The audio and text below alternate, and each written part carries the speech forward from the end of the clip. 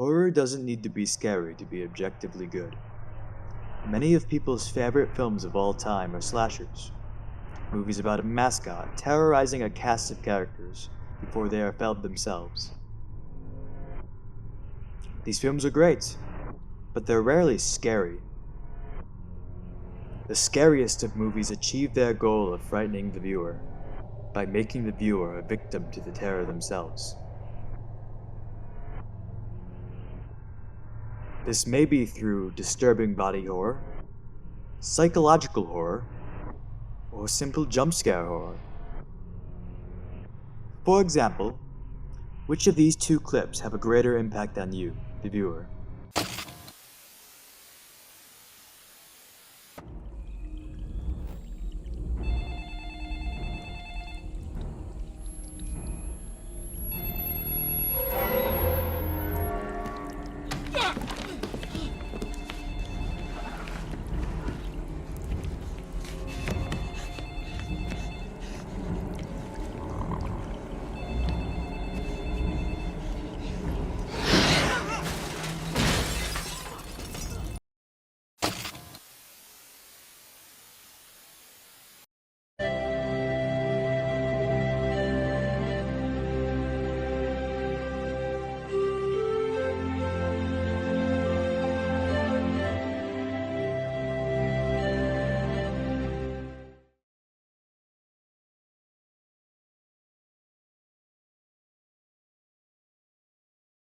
Expecting something else to happen?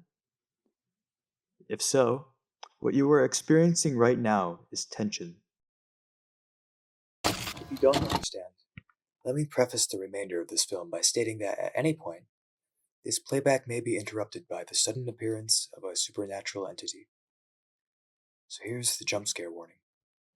In most horror movies, the scariest part is the tension built up throughout the movie, with the sudden appearance of the monster being the release of that tension. However, if one wants to really unsettle an audience,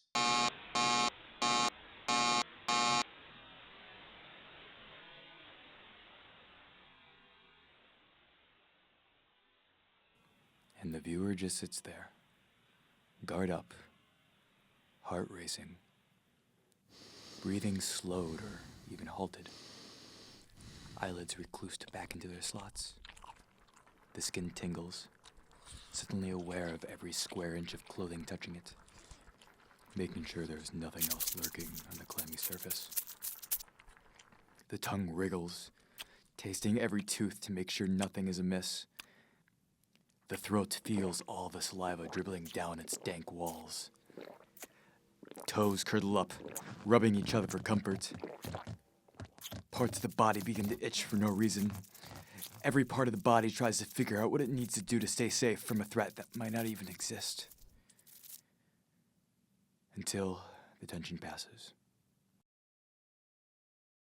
one can also manifest a threat that isn't real or sudden, yet still affects the viewer in all the same way. Look at my friend here.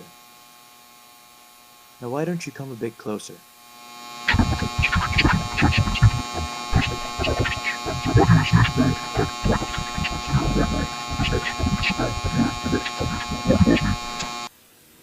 Isn't he just awful to look at? Why is that?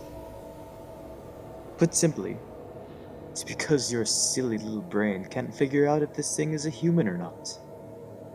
You recognize familiar features like the eyes and mouth, but some things are missing, and other things are almost impossibly proportioned. Does this mean it's a threat? Maybe. Maybe not.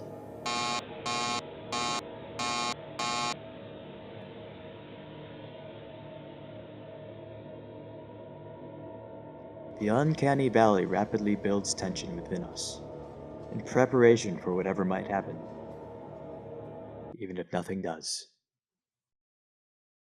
And you're left unsated, forever wondering what may be down those dark stairs. What's on the other side of the shower curtain? If your closet door is fine, left cracked open. If you checked your shoes for insects before putting them on. But what might be down those dark stairs.